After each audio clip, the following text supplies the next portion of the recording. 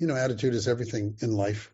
And there's a reason that Jewish tradition and other spiritual traditions insist on the regularity of gratitude rituals. There's a reason for it, because it changes how you see the world, changes how you experience the world.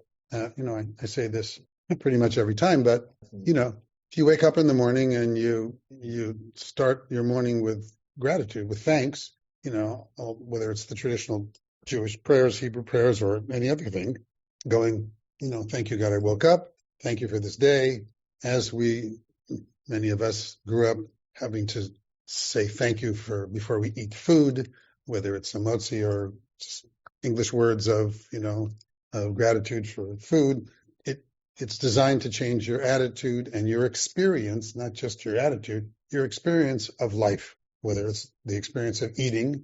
And food's an interesting one to think about, because we so rarely pick up an orange or anything we're going to eat, or a piece of celery, and think about, what did it take for that to get into my hand? How many hands did it have to pass through? How many layers of life and did it have to experience before it showed up in my grocery store that I bought it and brought it to my house? Who planted it and who harvested it and who transported it and all that stuff for every single thing we eat, because we live in this world. Most of us live in self-contained worlds, like in the past, where we had our own little farm or had our own little plot of land, and we grew our own food, and that's what we ate. Now we go to the store. So if you go to a store to get your food rather than the ground to get your food, it didn't get there magically. It got there with lots of effort and lots of time and lots of everything. So it's powerful to take a moment and think about that before you eat food, or even if you go to a restaurant, whatever. What did it take for all this stuff to happen for me to be able to just order a spaghetti and something, for it to get there?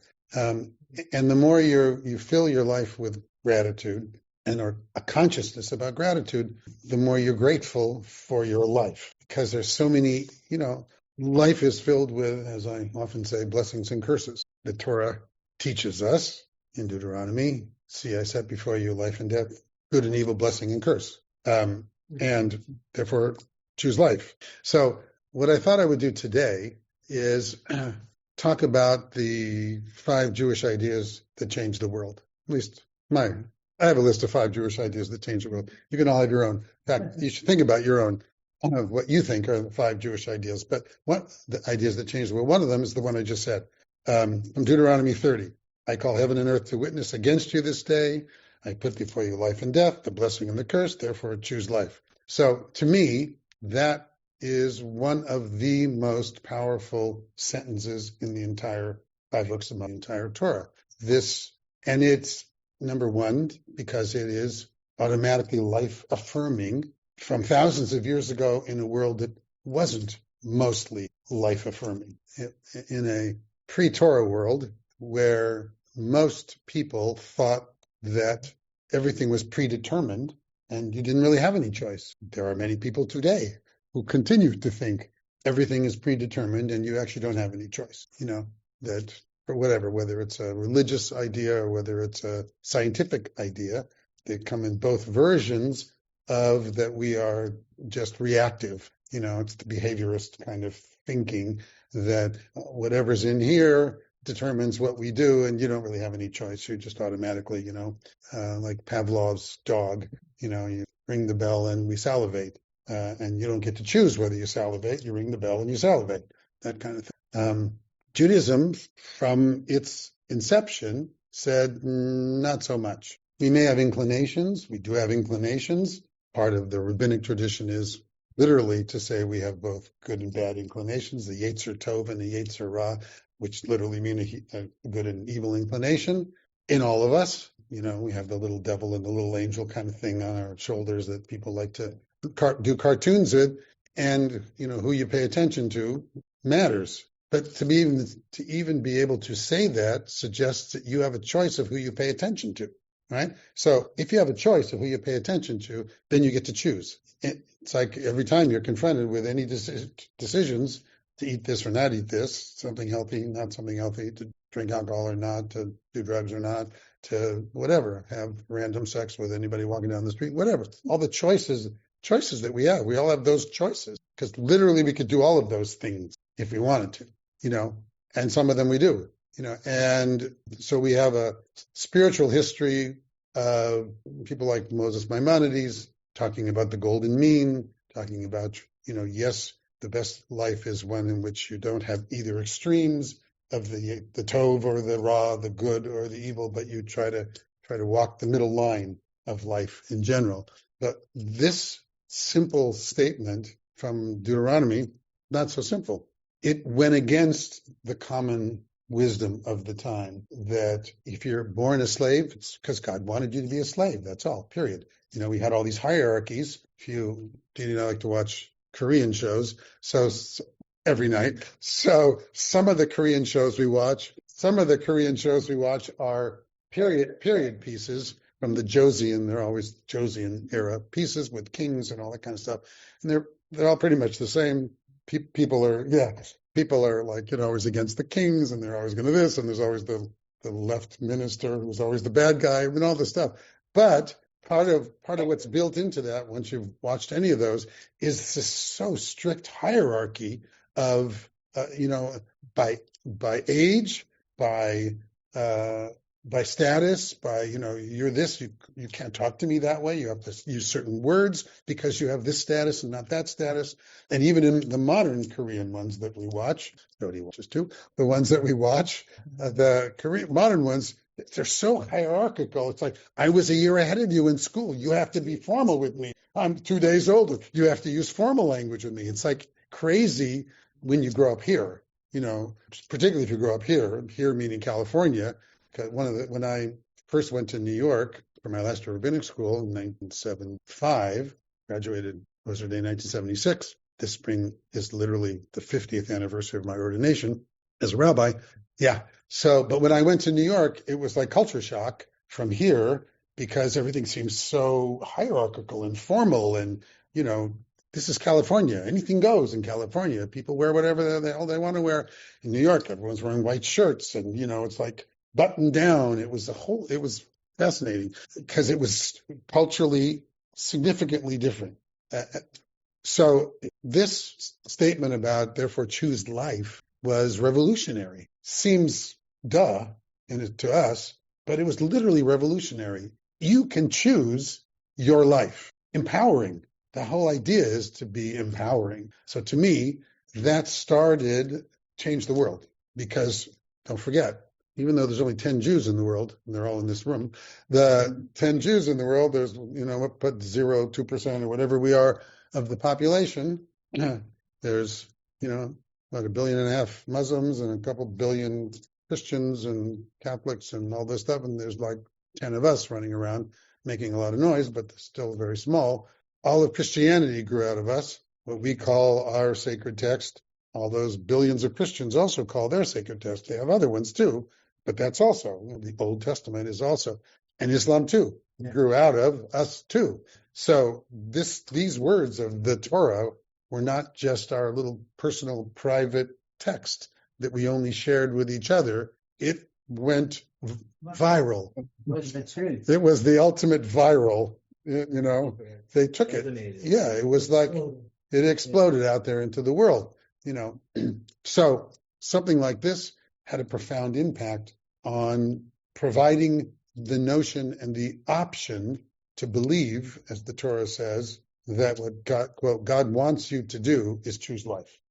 And think about the last, quarter century maybe of our fight against terrorism in the world. Right? Think about Hamas, the Hamas charter, which is choose death. Tell everybody, kill all the Jews. That's in the charter. Or all those people that were suicide bombers, raising kids to think that that's somehow a glorious thing to do is, wrap yourself in bombs and blow yourself up for whatever the cause is, whatever you think is it's the opposite of this. It's literally the opposite of this. It's like a death cult to think that that's the way you should resolve differences and issues is by killing somebody. Not just them. It's like, or killing yourself. So, so to me also, one of the most powerful things about that phrase, which I always point out, is it doesn't say, I set before you life or death, blessing or curse. It says, I set before you, quoting God, life and death, blessing and curse. We get it all. We have it all. And because we have it all, this is the challenge to choose a certain path. None of us are just blessed with only good things in life. Nobody just gets only good things in life. Everybody experiences loss. Everybody experiences the loss of people they love. What makes it a blessing? Because you learn from that. You recognize what you had, realize that you had it better than you had it before when bad happened to you. When you learn. Empathy. Yeah. Compassion. And compassion. To me, I always tell people that the best metaphor for life for me is an EKG. They plug you into an EKG to see how your heart's doing. And this is what it looks like if you're alive. You don't want it to look like this, right? This is the opposite of life. This is what life is. Literally, this is what life is. It's the pulse of life in every aspect of our lives, in our work, in our relationships, in our families, in the weather, in everything that happens. It's the pulse of life. And the good news about that is because it's this forever until you stop living, as long as you're alive, it's this. That means when it's down here, it's going to go up. So at those moments, you go, okay, sucks now, but I have faith it's going to get better. For some people, it just gets a little better. For some people, it's like even bigger. But this is literally always inevitably the pulse of life. So I've always found that comforting. Maybe not everybody, but I've always found that comforting because I see it in every aspect of my life all the time. Here we were, January 7th. Not that I have to keep referring to the fact that our home burned down, but I am. And it's like forever. Honey, if you go all the way to the left, see that cup? That's mine. Yeah. Yeah. So if you're going to put hot water in it, put it in that. Thank you. So, October, January 7th, January 7th happened. It was a trauma. It's still a trauma. We still every day think of something that we didn't realize we lost every single day for more than 10 months now, whatever. 11 months, into 11 months already. There's a tiny coffee taste in the tea. Okay, not a problem. Yeah, it's about 10.5 months. So, and to this day, we're still re-triggered all the time by just simple things. That was the curse part. And the blessing part is we have this beautiful condo that we bought and we live in Calabasas. We love living in Calabasas. It's beautiful. Every morning I get up and walk 40 minutes around Lake Calabasas. It's beautiful. It's like 40 minutes door to door. It's freezing this morning, but I was there walking around the lake. And, and every day, Dee and I turn to every day. We go, how did we land so well? How did we get so lucky? We have this beautiful place, every day. Feel blessed. Blessing and curse. And we choose Calabasas. Real estate. That's right. It's a little schlep over to the other side. Tonight I'm playing drums at Temple Isaiah, as I do once a month for their jazz service. Tomorrow night. Yeah. Thank you. Tomorrow night's Friday night. Really, I know. Yeah, no, it's kind of terrible if I forgot. So showed up at Temple Isaiah tonight. It's always fun. So, blessing and curse. Not everyone does what? Choose? Oh, yes, he is. But thank God. But other Yes. Well, that's why I think attitude is everything. Oh, yeah, we're very grateful too. I mean, yeah, sure. Considering Sherman, yeah. But not my Sherman Oaks. Your house burned down? My Sherman Oaks is down here. Yeah. Their Sherman Oaks is up high Yeah. with the view of the world. Yeah. Nice. Not that I'm jealous. No. Right. Not to interrupt, but No. just to say that I feel that Yeah. it's very difficult at some point, but that I learn more and more that how important it is to look at the bright side of humanity. Yes. Well, this kind of thing would phrase people, particularly those that didn't have the attitude of gratitude before. Yes. Because you can't just become it or get it and just try to figure it out. You have to have kind of primed your pump. That's the power of ritual. See, that's the other thing. There's a reason that every religious tradition fills itself with daily rituals, weekly rituals, monthly rituals, life cycle rituals, moments, holidays, festivals, because it's so easy to forget to pay attention like to the good things. Take care of too. You have to yes, nurture it yes. so it's there when you need it. Also, yeah. It's tradition. So and the tradition is functional. It's it's not arbitrary.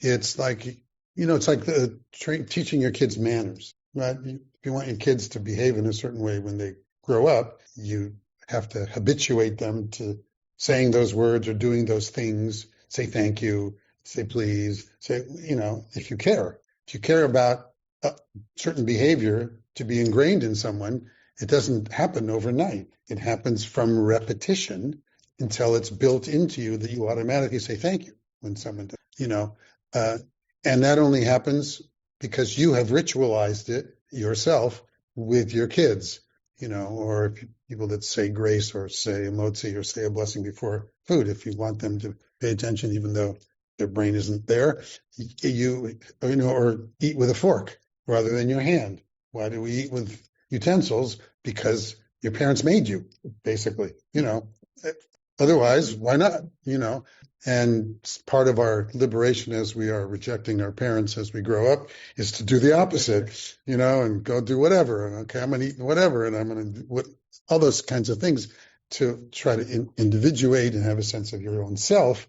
But still, those things that are ingrained are ingrained. And that's the power of religious ritual as well, saying certain words.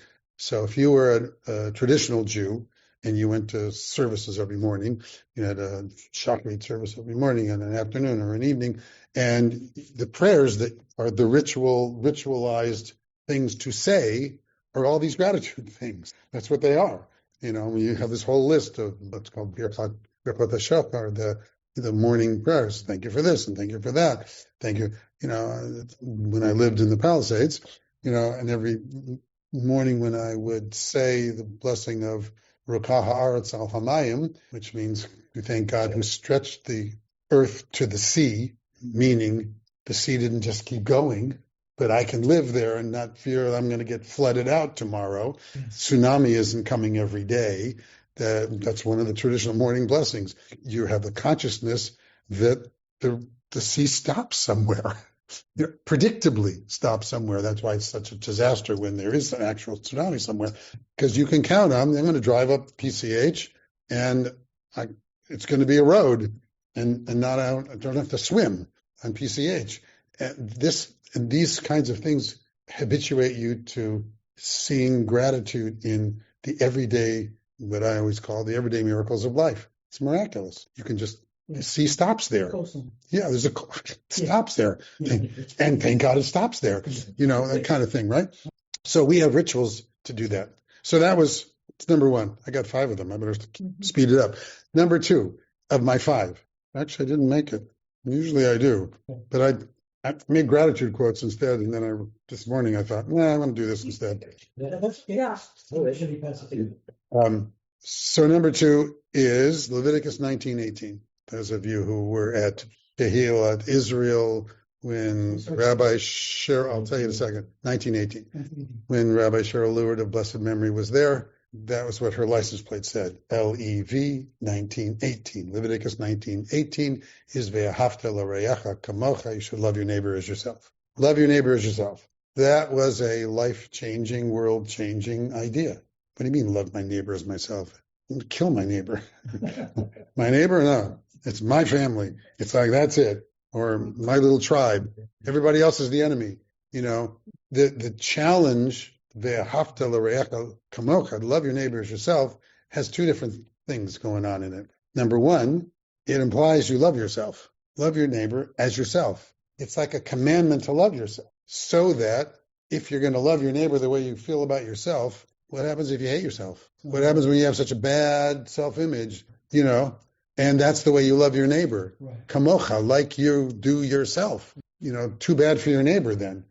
So hidden, it's like hidden in love your neighbor as yourself is the mitzvah of loving yourself, of having self-worth. And the Torah, this is one of in two different places, that'll be the next one I tell you, what was revolutionary was the idea of spiritual self-worth, that you matter, that you are worthy of self-love. Love your neighbor as yourself. Raises the question always, how can I be commanded to love someone? First of all, what does it mean to love someone? How do someone know if I love you? How do you know I love you? Gary. Love is an action. So it's behavior. It's a verb. It's a verb. So you have to have feeling of love. Right. It's how you treat someone. You could be ticked at them, and I fail at plenty, and just to put a smile on your face and deal with the problem in a good way. And so as opposed to saying, don't talk, piggy.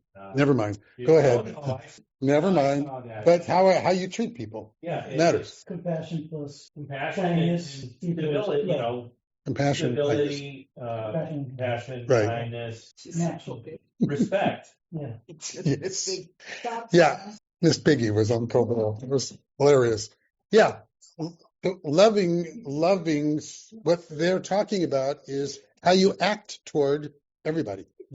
As hermit. Right. Don't talk to her that way, Mr. President. That's good. I like that. Yeah. Your behavior. It suggests your behavior matters, and it suggests that you have a spiritual obligation from the Torah. God says, love your neighbor. That's the first part of it. Love your neighbor. Love your neighbor means treat your neighbor with respect, treat your neighbor with dignity, don't cross boundaries, have defense if you need it around each other, treat people with the kind of respect you would like to be treated. Treat someone the way you'd like to be treated. That's loving someone the way you love yourself, in a sense. So, which was also a revolutionary idea. To me, one of the 5 Jewish ideas that changed the world. The challenge to figure out then, who's your neighbor? Is your neighbor only literally the person who lives next door? Is your neighbor only the Jewish community that you may be a part of, or whatever your community is? Is the neighbor just my city, my team, my country, or is everybody your neighbor? And that's been part of the struggle ever since. They treat others as self. Part is treat others as treat you. They try to make it neighbor. Yes. Well, the rabbinic tradition took this, as Hillel did, and expanded it clearly. It's what they then called the Golden Rule, which was the reverse of what Hillel said. Yeah. That's the Jewish. I think it's any person in your relationship. But maybe I think those boundaries are are also important. Yeah. Because it is more relationship. It's relationship. It's already. Yeah. But boundaries are important. Like the coast, the boundary. You need boundaries in life. Did you ask how would you know if you're being loved by the other person? I didn't ask. Oh, I thought.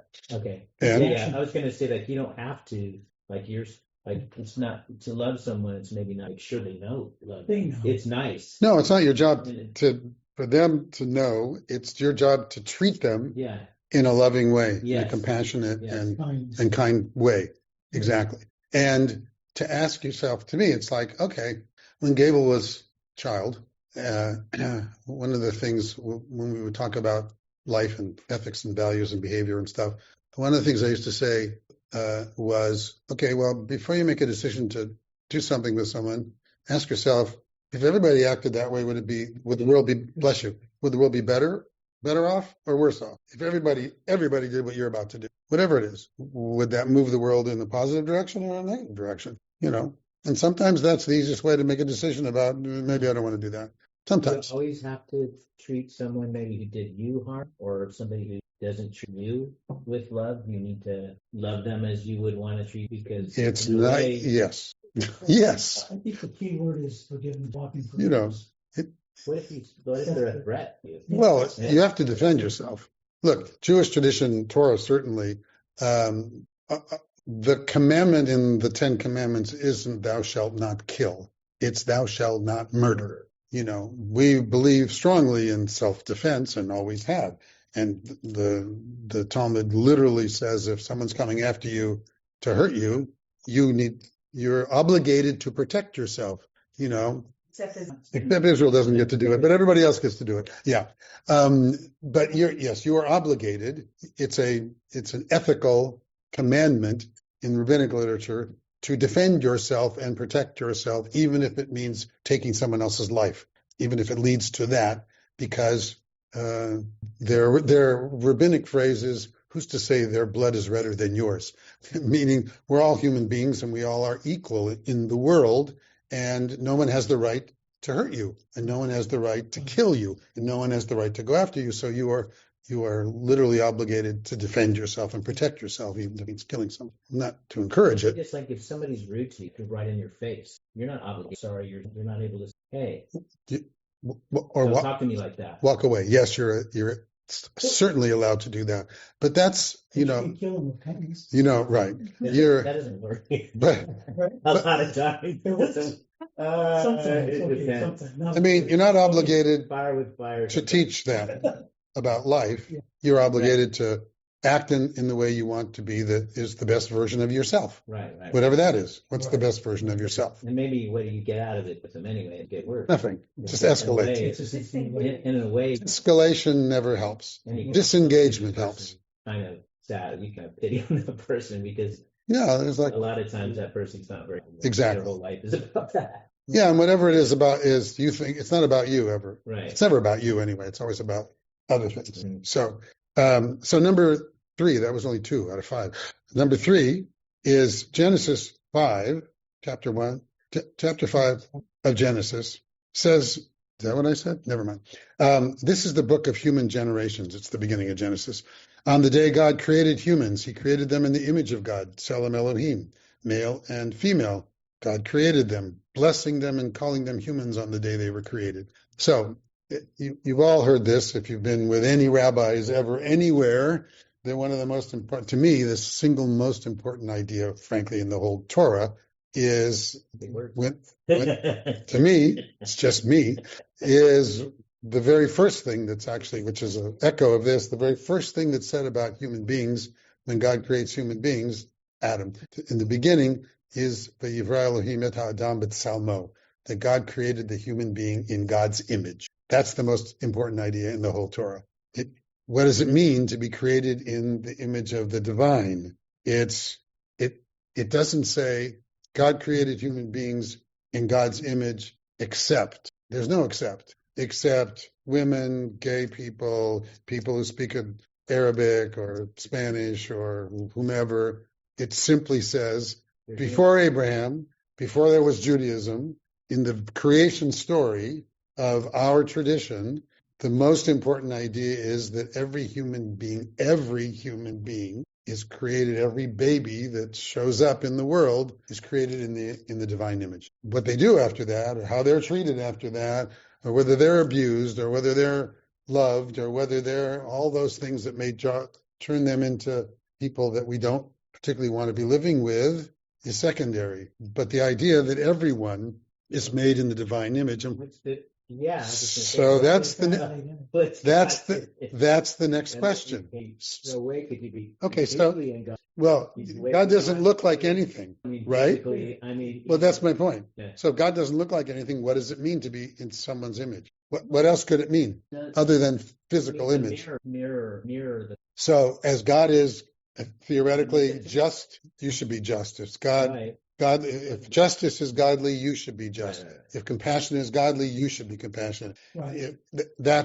So, and mirror, that is being a reflection in the image. Mirror is a beautiful imagery because that is exactly what we're supposed to do. That's mental. No. It's mental. Yes. The other thing is, remember one more reference to the 10 Commandments. The beginning of the 10 Commandments is you're not your husband saying, "Come home." I'm in pain. The beginning of the 10 Commandments, one of the first things it says is you're forbidden to make an image of God, right? You can't make any pictures of God or graven image. Why? Because obviously in the era in which the 10 Commandments emerged, there was idol worship all over the place. People made idols. Everyone went, everyone, no, it's like you're trying to teach people to not anthropomorphize God and turn God into a physical thing. which is a challenge for us because this is the way we think.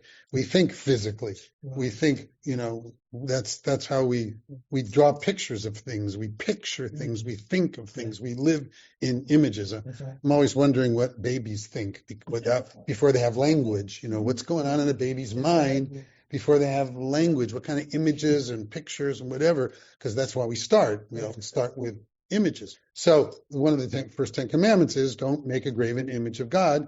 Why? Because everybody else was. Idolatry is the sort of number one no-no throughout the Torah anyway. And many of the laws and commandments of the Torah are to try to prevent idolatry, prevent us from worshiping things, whether that God is not in the physical world. Proof that God is not a physical thing. Yes, that's the theoretical, philosophical, theological challenge. Why are graven images? Why is idolatry the gravest sin? To my mind, it's because God has. Is it only because God has no image and no likeness? Not really. I think it's because God already has an image. Look around. Here's all of the images of God. That's what the Torah says. You are made. You are the image of God. You are God functioning in the world. How does God function in the world? Not by simply, you pray and the lightning bolt comes down and gets rid of your enemies. But these are God's hands. These are God's eyes. This is God's mouth. As we were talking before, what comes out of your mouth matters. You either channel God and godliness and holiness and divinity, or you don't. My other image that I've always had of thinking about God is a radio. Radio, yes. Okay, so why? Because if you have a radio, this is not a radio, but if I had a radio in my hand and I turned it on and I started slowly moving through all of the channels, are they called channels on a radio? Stations. All the stations on a radio, all the frequencies on a radio, suddenly this room would be filled with classical music. Oh, turn a little bit, it's rock and roll. Turn a little bit, it's jazz. Turn a little bit, it's news. Turning a little bit. So and then I turn the radio off. Where did all that sound go? Where did all that music go? Is it gone? It's not gone. We just turned off our ability to receive it, the reception ability of that. Well, her husband. So, and I think that's who we are. We are like a radio. It depends on what frequency we tune into, what music we're hearing, whether we're hearing music or whether we're hearing scream radio. It's because the music is here all around us. It's like a crazy thing when you really think about it. This room is filled with all of that stuff all the time. Everything that's broadcast out there. Not only that, all those people on ham radios. Everybody's talking. All this stuff is going on all around us, and here we are socially listening to me talk. And yet there's all this music in here that we can't hear because we haven't tuned into the frequency. I think that the Torah and the challenge of every spiritual tradition is to get us to tune into the right frequency, the spiritual frequency, the frequency that says, love your neighbor as yourself. As God has compassion, you have compassion. As God is just, you be just. That's the real fundamental challenge of living a spiritual life, is tuning yourself in to the right frequency that leads you to do the right kinds of behavior. Power makes you so why would whether you why would you be small? Just be for quiet and you come in, feel how inspiration can go past rocks or stuff, and you literally do you. Of course you do. Because you tuned in, it got broadcast. The secret. Yes. Is that what that is? That's what that is. So yes. You have to find the right frequency. And may I add, there's a frequency that's active in the and there's a frequency active in the visible world. When you find both connected, then you're in. Beautiful. I believe we're going to be able to measure that. I believe that it's going to be some kind of scientific, physics-oriented thing. We'll be surprised. Find out what that is there, obviously, amongst everything. We will discover the local mind and the non-local mind and recognize that we're all connected. And that's what mystics of every religious persuasion have always said. All the mystical traditions, the Hasidic traditions, all the mystical traditions of every religious tradition what do they all talk about? The universal connection of all spirituality, that we're all part of the same, that there isn't a separation. It's a false separation. We think we're separate, but we're not separate. So you know that's the truth of all of it, right? Yes. They all agree. They all say the same thing. We are mad at each other because it's just little edges. Exactly. The one core and most important thing. Okay, So, I'm watching the time. Sorry, I'm about sorry. to disappear. It's okay. So I'm just going to tell you the one maybe the last one, the next one anyway, which is remember the Sabbath day and keep it holy. Shabbat changed the world. Think about this. 3,000 years ago, we're watching Josie and ones which were like a couple hundred years ago or whatever it was. 3,000 years ago, our ancestors said, everybody gets a day of rest. Everybody has the God-given right to not work every day and be a slave every day, even if you are a slave, literally if you are enslaved in the Torah. And if you're an animal, everybody gets to rest. It's a God-given right that you shouldn't have to work all the time, every day, that you are entitled to breathe and to stop and to rejuvenate and to rest. And then our ancestors, if you read the Torah, extended that to the land itself. And every 7 years, you have a sabbatical for the land, and you let the land rest so you don't wear out the land, just like you're supposed to rest every 7 days because God rested. God rests on the seventh day. It's like a revolutionary notion. What do you mean God rests? God was doing some 6 days of work, and then God rested, and so you're supposed to rest. That's what it says in the Torah. That's what we hold up a Kiddush cup and we chant the blessing, and that's in the blessing, that you're supposed to rest, because Shamor v'Zachor, you're supposed to rest and rejuvenate. J-E-W, rejuvenate on Shabbat. Yeah, what can I say? So, I'm a rabbi. That's how I talk. Yeah.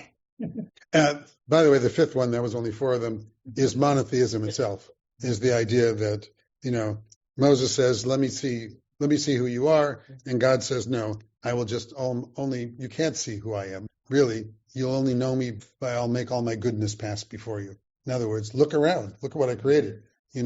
There's a field out there. Who made that? There's all those stars out there. Where'd they come from? That is the idea that, and Judaism and the Torah begins with Bereshit bara Elohim et hashamayim v'et haaretz, the beginning. God created the heavens and the earth was unformed and void, and there was darkness on the face of the deep, and all that beautiful language of the beginning of the first chapter of Genesis, that there's that, what we call God is that power that created everything, so that there's only whatever name, but the Talmud also says there are 70 names for God. They're just names. Everybody, and I think if there's 8 billion people in the world, there's 8 billion names for God. Yeah, it's the name. Hashem. Yes, the name is the name of God. The name. Yeah. So, in Jewish tradition, this notion in a world thousands of years ago where everybody was worshiping everything, and all those Greek gods and all those Roman gods and all those everythings, and the god of this and the god of the stream and the god of the field and the god of blah, blah, blah. And Judaism said, yeah. Those are reflections of God. But whatever we mean by God is what's the most known prayer in Jewish life? Shema Yisrael, Adonai Eloheinu, Adonai Echad. The oneness of God, the unity of the universe. Back to those mystics. That's a reaffirmation of the oneness of it all. That we all look different, but yet we're all reflections of God. How amazing is that?